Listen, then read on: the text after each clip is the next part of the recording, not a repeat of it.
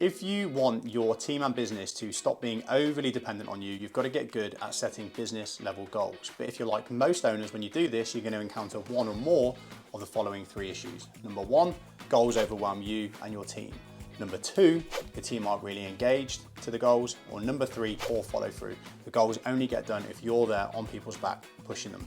Now, the reason these issues are common isn't because of your team, it's because of poor goal setting systems. And what I'm going to share with you in today is the system that we've developed over the last 5 years of working with teams of all shapes and sizes in all different industries to make sure that goals get done every single time. So if you want a system in your business that means that goals actually get done without you having to be there, tune into this video, grab a pen and paper and drop this proven system into your business for the rest of your business's life. Okay, so the reality is that in most small and often medium businesses, there's not really any goal setting system in place. But you might be asking yourself, well, if that's the case, how do these businesses achieve a level of success? And the way that this works is we're going from owner dependent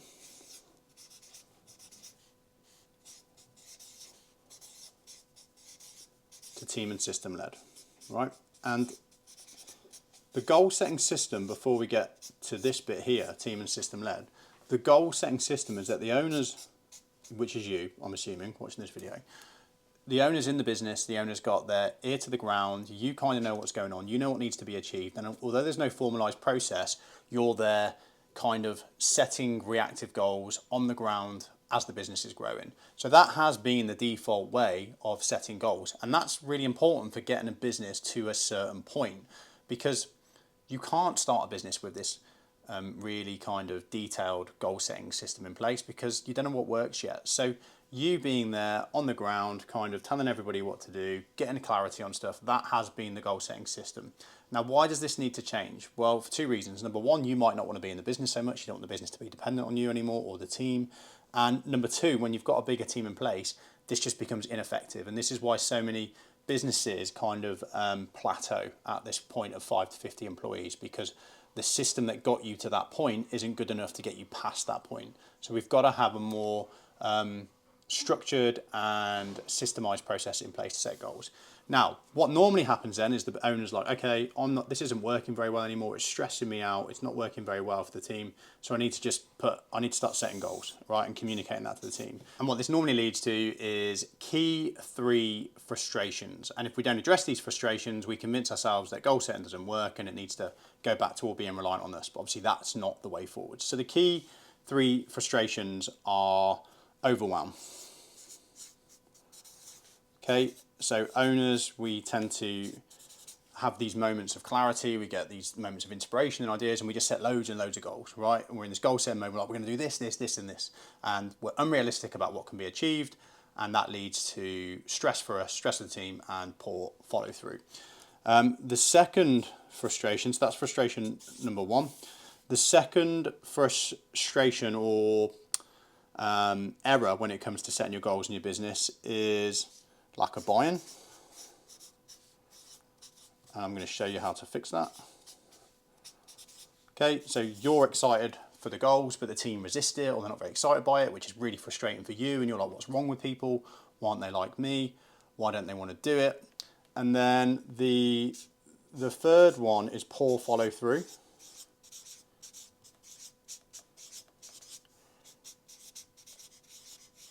Oh, can't spell, but you know what I mean. And that's due to lack of clarity.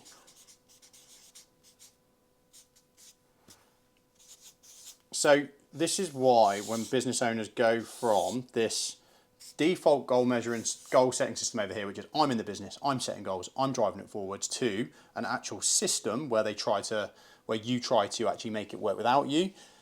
You encounter these 3 issues, it doesn't work, and then you default back to, right, it doesn't work, so I'll just go back to it all being reliant on me. And that is bad for you, bad for the team, bad for the business, bad for your clients, because it just doesn't work. It doesn't work with a team of that size. It doesn't work for your mentality, for your mindset, and for your motivation. So we have to, instead of just going, right, we need to try something, and then it not working, going back, we have to fix these 3 issues. And the goal setting system that I'll share with you fixes those 3 issues, and I'm going to explain to you why now. So the goal setting system that we found that works the most effectively is something called OKR, right? Objectives, key results. And I talk about these a lot. And the reason that I'm so fond of these is because they work, because they address these key issues, right? So everybody's got their own prerogative on what they think is the best, you know, and SMART goals and all these different things, all these different systems. But I'm really into the no BS, what actually works with businesses. And I've tried lots of different things. And over the last 5 years, this is the thing with a few little tweaks that works the most effectively because it addresses these three things. So what you need to know as a business owner is how do I implement this system? So it stands for objectives.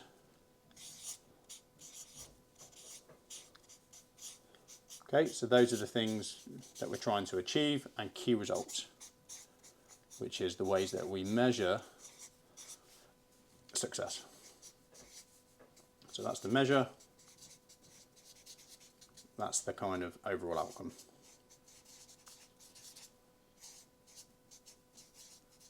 Right, okay, now I'm going to break it down for you how to do that really, really simply. So I want you to drop this into your business, but also how it addresses these kind of three issues. So the first one is OKRs, unlike SMART goals, puts a limit on how many we can do, right? And the OKR system guides us to do around 3 to 5, no more than 5 objectives, right? What I have found works most effectively with the teams that I work with is start with 3. Okay, so when you're doing your planning with your business, or when you're trying to set business level goals, you've got to start with 3, because each objective turns into a lot of key results, and each of those key results turns into a lot of tasks, and it very quickly gets overwhelming. And business owners typically are way too over optimistic about what can be achieved in a set period of time and how much capacity we have. So by limiting it to 3, you're actually going to make stuff happen. Then if you want to move it up to 5, you can do that after. Right, so it limits us to 3, which stops this issue over here, right? So we have to limit it to 3 objectives at once. What cadence should you be setting these objectives in? So how often should you be doing this? Generally, you should be doing it in 3-month windows, 90-day windows, right? So Q1, Q2, Q3, Q4. There are exceptions. If you're in a very fast-moving new business or tech-based business where things change really quickly, you might want to bring that down to a month. But generally speaking, all of the businesses that I've worked with that are across a variety of services and industries, 3 months is the sweet spot. So you want to do this every 90 days. Okay, so every 90 days, we want to get focused on 3 to start off with objectives.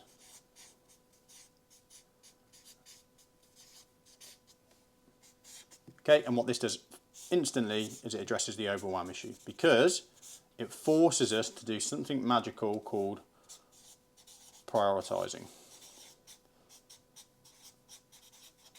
Okay, and business owners are typically terrible at this, so are teams, right? And the reason that we're terrible at prioritizing is because we don't like saying no to anything. We think that the key to being effective and to getting ahead in our businesses is to say yes to as much as possible. And every objective that we come up with is inherently a good idea, right? It could benefit the business. Of course it could. That's why you came up with it. But we have this fear of saying no to something. So what we do is we, by default, just try and say yes to everything. We set way too many goals, and then nothing gets done because we're overcommitting. So this forces us to prioritize. And the process you go through is you and your team, you look at a whiteboard or a wall, you get a load of post-it notes, like, what would really change our business and make everything better if we got it achieved over the next 3 months, right? And you come up with a load of ideas. And then you say, okay, out of all of those good ideas we come up with, what top 3 are going to make the biggest difference?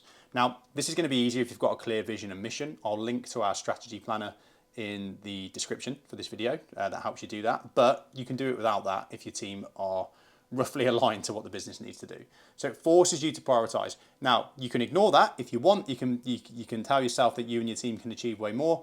But I almost guarantee you're going to find yourself in this zone over here where you are overwhelmed. And with most of the businesses and teams that I've worked with, even getting 3 done is challenging because we don't truly understand our capacity, right? We don't truly understand what our capacity is, how much time we've got to spend on objectives versus our day job, because we've got a business to run and day to day as well, and how much effort it takes to get things moving, right? So I would highly recommend, if you want to start making progress in your business, focus on 3. Another beautiful thing about this is that when you limit it to 3, it means you're not constantly feeling like your calendar's full. So you actually have time to have a life and do the things that you want to do to a really high standard. So that's the first thing that we do. Okay, how do you write an objective, right? When we write an objective, we want to we want to use motivational wording that roughly indicates the outcome without being too specific, right? So for example, we want to level up our social media, okay, or marketing, or become a great place to work, or fix our onboarding process, okay? So we don't have to be too specific. We have to talk about what's the thing that if we fixed, everything would be better, right? And we don't have to be too specific, okay? So we don't have to say hit X amount of revenue in sales, right? Remember, this is objectives. This isn't necessarily hard top line business metrics. Just on that slight kind of tangent, what I found works really well, again, is to have your revenue and profit goals and cash goals, have those written separately, because any business needs to make money, right? So we just have those as metrics at the top, and then what we do is we build the objectives underneath them, as opposed to making them an objective of themselves. Because normally to like hit the sales goals, we need to do things. We need to sell more products. We need to make products better. We need to build relationships with clients. We need to retain the clients we've got. You know, there's a combination of objectives that will fulfill that. But what I found a lot of the time is teams aren't overly motivated just by a revenue objective. So we just put that as a top line guidance. We still look at that, but then we build the objectives based off that. Okay, so level up social media. Another great little tip is you can use ChatGPT, right? So you don't have to spend loads of time thinking of the perfect wording. You can go to ChatGPT, you can type into ChatGPT, we're making an objective around this area, give me some advice on the wording. Okay, so you and your team agree, what are the things that if we did really well over the next 90 days would make the business better? And that forms your objectives, and you're going to choose 3 things, right? And when you look at those 3 things that you've decided on, you and your team say, if we achieve these 3 things, have we had a good quarter? If the answer is yes, then you've got a good set of objectives. If the answer is, oh no, this major thing is missing, that's really important, you might want to make that one of your objectives. So that's the first thing, right? We get clear on the things, we prioritize the top 3, that destroys overwhelm. Okay, lack of buy-in.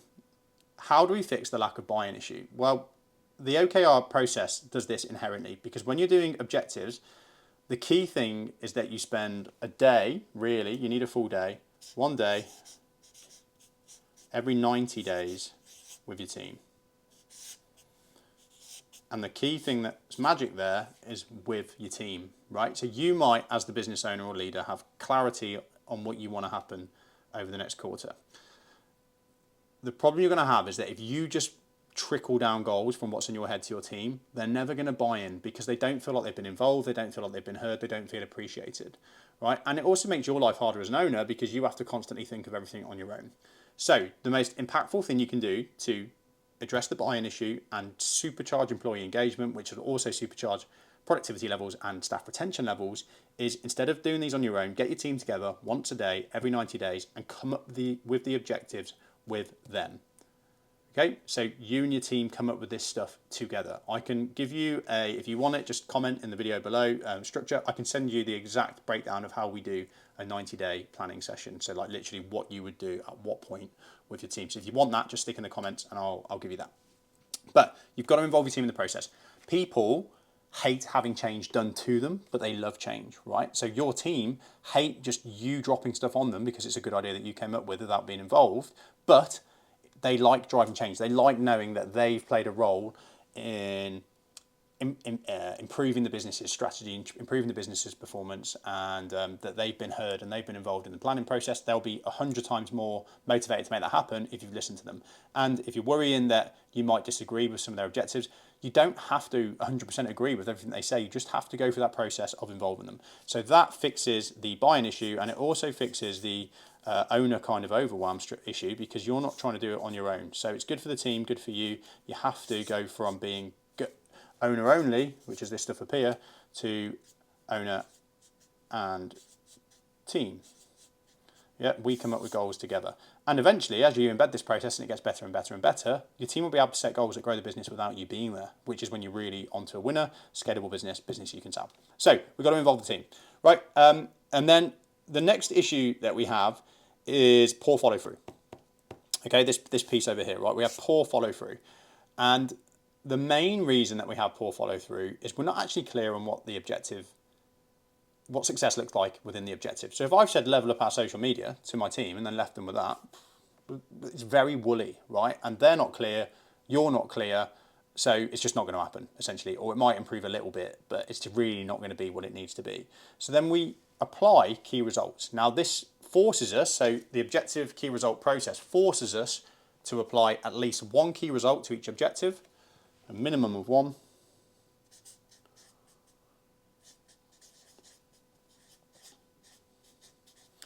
Minimum of one, maximum of 5. So every objective, probably need to get some colours for these.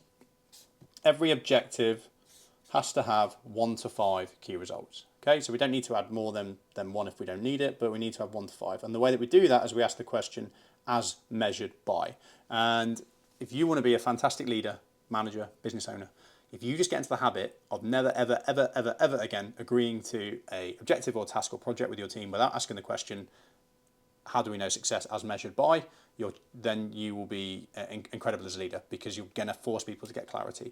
Most business owners skip past this because we don't want to get into the details. Teams don't want to get into the details because we get fear of failure if we're getting specific, and the goals don't happen, right? So it's for everybody's benefit that we do this. So the key results are the measures. So let's say for this video, this template, this example that we're doing here, how do we create 1 to 5 key results that tell us that we've leveled up our social media? I don't know, but let's say that I was a social media specialist and you were my business owner or manager or boss. We would sit down and we would figure it out together, right? But what we're probably going to come up with is engagement.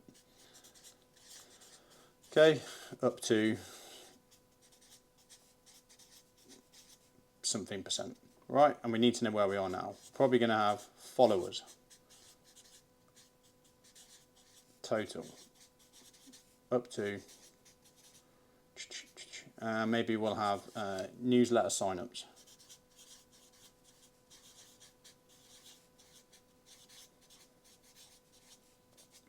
So we want 5,000. We're smashing it, okay, over the next 90 days. So we've got our engagement levels up to 20%. We've got our followers up to, it's not percent, is it? Up to 20,000 across all channels or across a specific channel, and then we've got our newsletter signups up to 5,000. We then know, this is just made up, that our social media is doing a good job. So instead of it has been leveled up, right? So instead of just telling the person, oh yeah, make social media better, we've actually told them what the results are and they can own those results. Now this is a really important mindset piece for you as an owner or leader. This is vastly different from managing tasks. And most of the owners that I work with, and I used to be this owner as well, not because you're bad people, but just due to natural human psychology, we end up trying to manage tasks. So we're like, level up our social media, and we're going to do this by, you're going to do these posts, you're going to post on these platforms, you're going to post in these frequencies, you're going to make the colors like this, and blah, blah, blah, blah, blah. And what happens is you're managing tasks, right? And you're not giving that person ownership of that project, so they don't actually feel empowered or enabled or even particularly motivated to do a good job. They just do what you tell them to do. And that's a lose-lose situation, right? So we've got to get into the habit of communicating outcomes and then supporting our team if they're not hitting the outcomes that we communicate to them, as opposed to telling people what to do, right? That's a low-value task for you, or a low-value use of your time for you as an owner. So we have, and I'll do a separate sheet in a minute just to summarize these, but we have the objective right here, then we have the key results. And the thing that really kind of makes this work and pulls all this together is, alongside the key results, is you build a project tracker.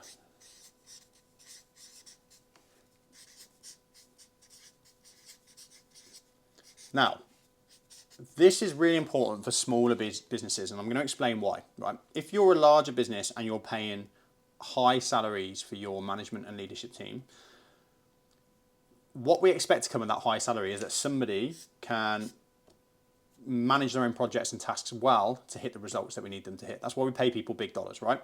What is often the reality in smaller businesses and medium businesses is our leadership team have come through the ranks, they're very committed, they're very knowledgeable in the trade in which we're in or our particular business, but they're not necessarily got the experience and confidence to be able to manage projects, achieve objectives confidently, achieve key results confidently, and manage all the tasks around that. It's just the reality. It's not a criticism of your team or you or your hiring process. It's just the way that small and medium businesses evolve. So we have these really passionate, skillful, knowledgeable people, but they often don't have the skill to do this on their own. Now, They're also human, so what they're not going to do is tell you that they don't know how to do this, they don't feel confident with this. So you're going to give them a load of results and objectives, they're going to go away, feel overwhelmed, and process isn't going to be made and they're going to be stressed. Okay, and we don't want to stress our team. So the way that we fix that is when we do our planning, we build out the projects as well. Okay, so we say, okay, right, this is our objective. We want to level up our social media. These are the key results. We want to drive up engagement to 20%. We want our total followers to go from 15,000 to 20,000. And we want to get 5,000 signups to our newsletter. What do we think needs to happen to make that a reality? And then it takes about an hour. You can do this with multiple objectives over an hour, but we can map out what we think the project should look like. And that gives them sanity because they've bounced the ideas off you, and that stops you feeling like you've got to step in and micromanage throughout the quarter because you've had a say on that as well. So they might say, we want to go to key projects and tasks. So what's the key thing? We don't want to list every single task. We just want to list the key milestones and the biggest things that need to happen. So for example, we might need to change our content strategy.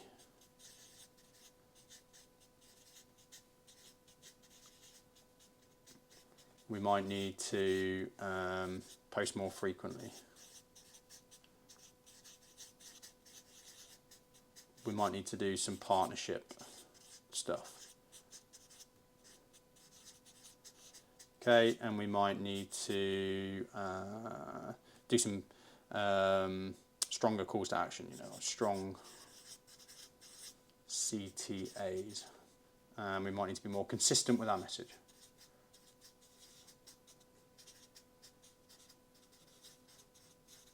And what we do is we turn that into a project, and I'll show you I'll draw you how we do it. We just do it. We make this really simple with the businesses that we work with. We do it on a Google Sheet, right? Because what you've got to do to make this stuff work is remove barriers to progress.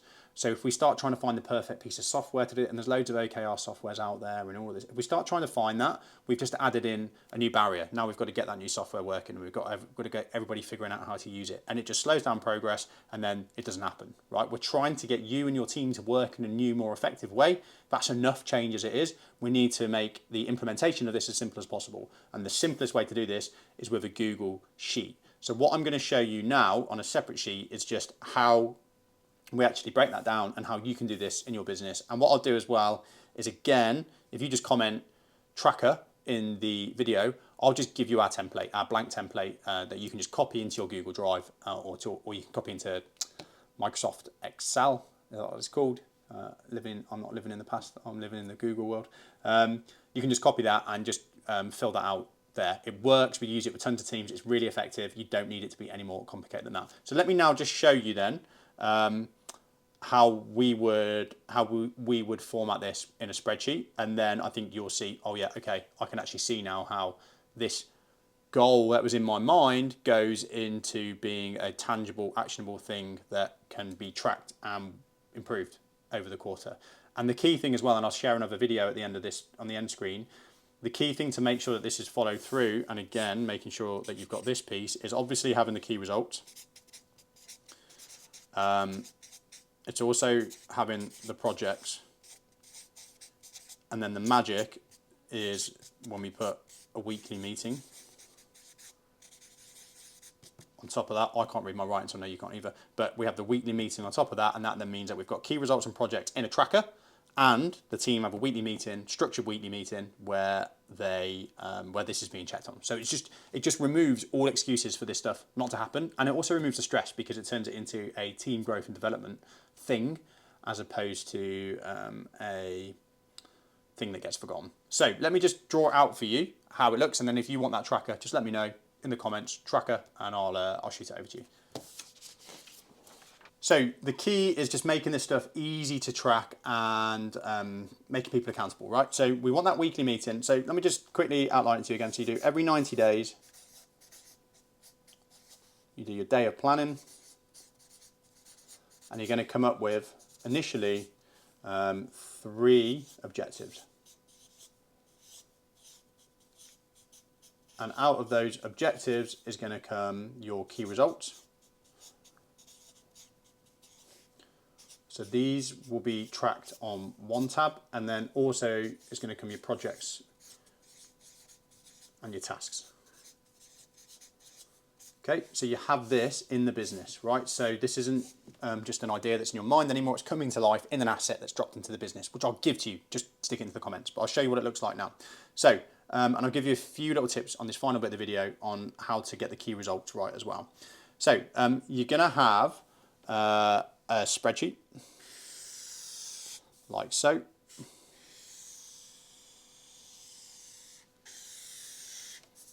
And we're going to have tabs, right? And then here we're going to have OKR, and here we're going to have projects.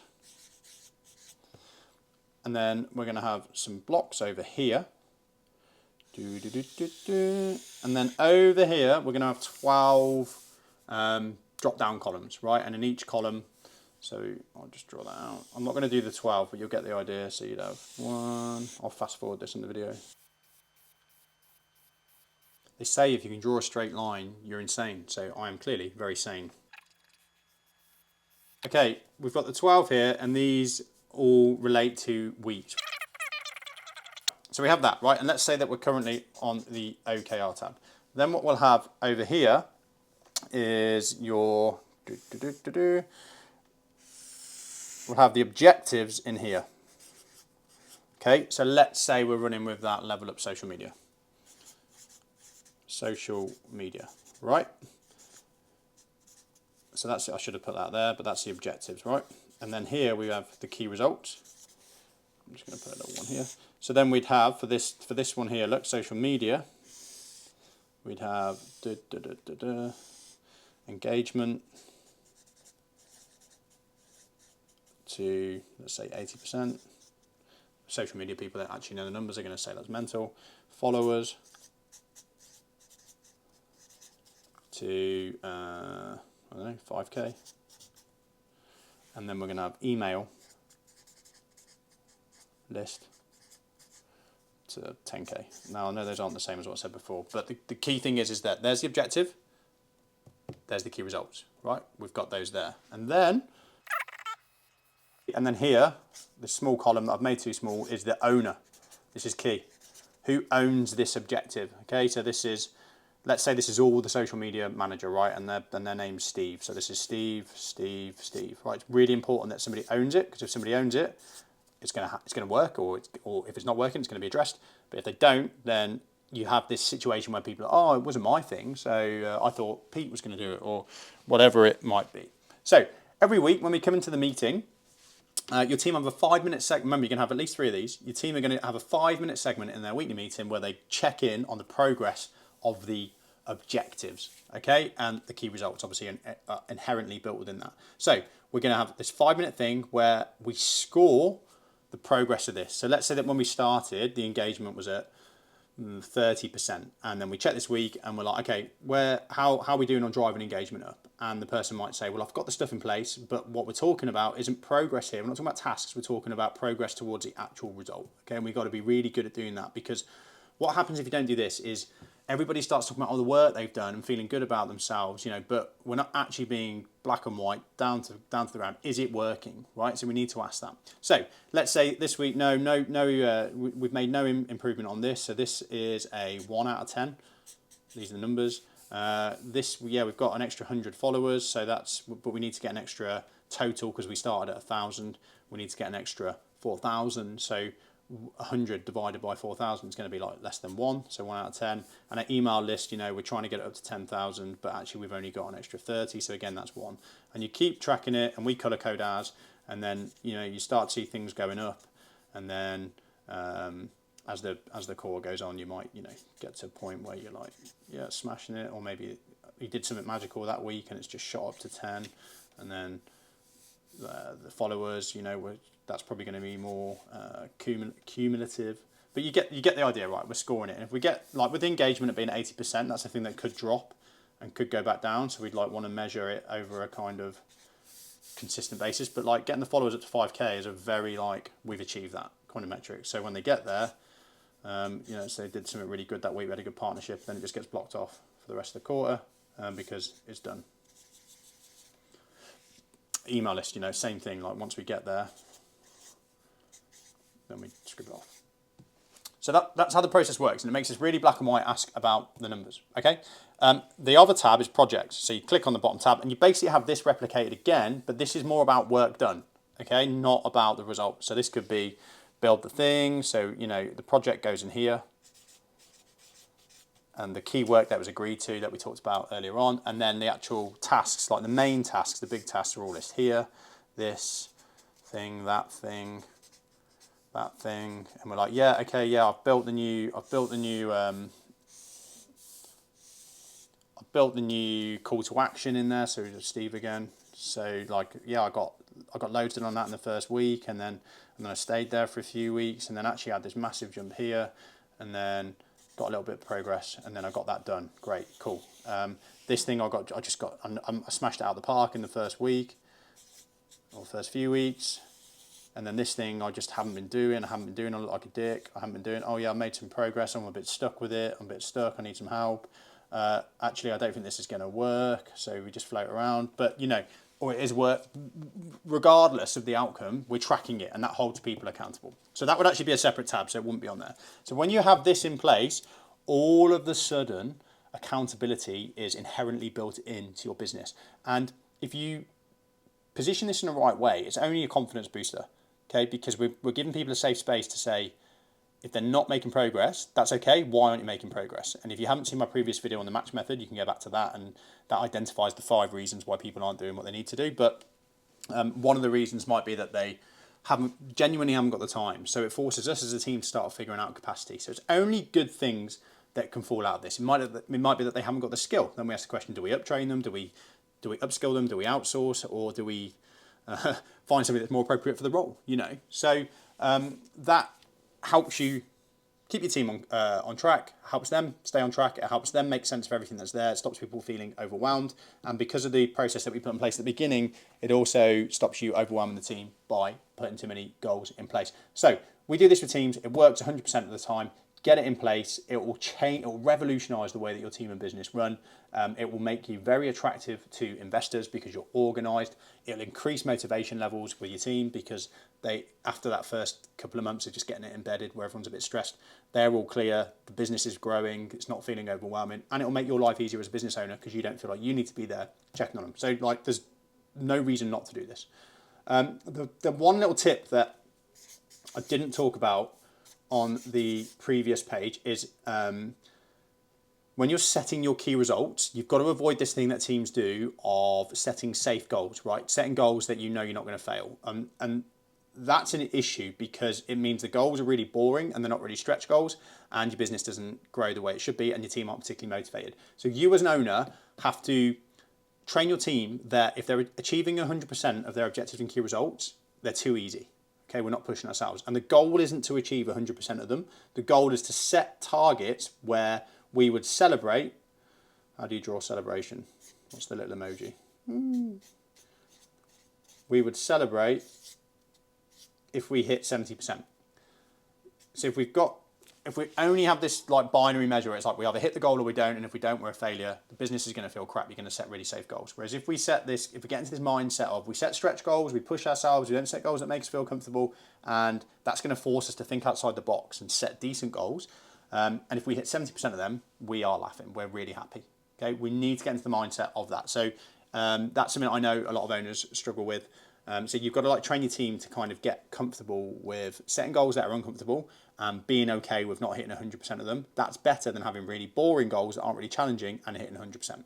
So that's it. That is the process that you need in your business to make your goal setting system work and not be reliant on you. To give you an idea of timeframes, if you do this over a 90-day period, so if you stick to this, if you do the goal setting and then do your 12 weeks of implementation and you use this tracker, your team will be pretty confident with this process by the end. So I would recommend that you sit in as the owner for the first 12 weeks and then redo it. So redo your 90-day planning again and then let them do the next 12 on their own. You'll be amazed at how well that works. Your job as an owner is to be confident that this is directionally correct and pretty good, not to be there checking on them for this. One of our clients at the moment is doing like a weekly report. So the team do this and then they report out to the owner what the outcomes of the weekly meeting are.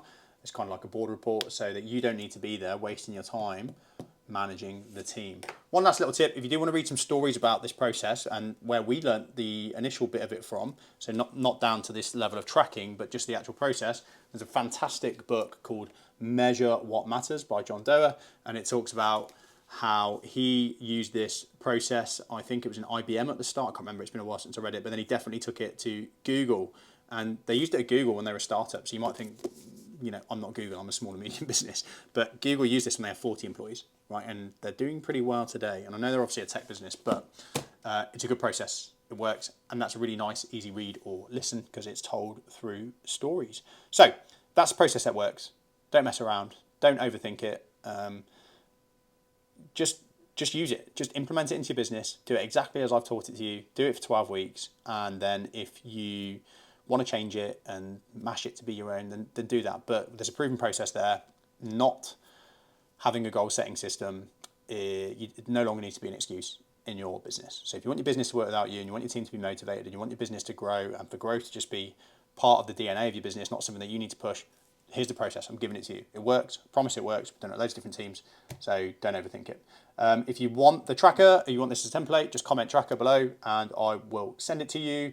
I'll put the match video and the accountability video in the end screens now. But yeah, just get that into your business and run away with it, and watch the magic happen. Thanks for tuning in.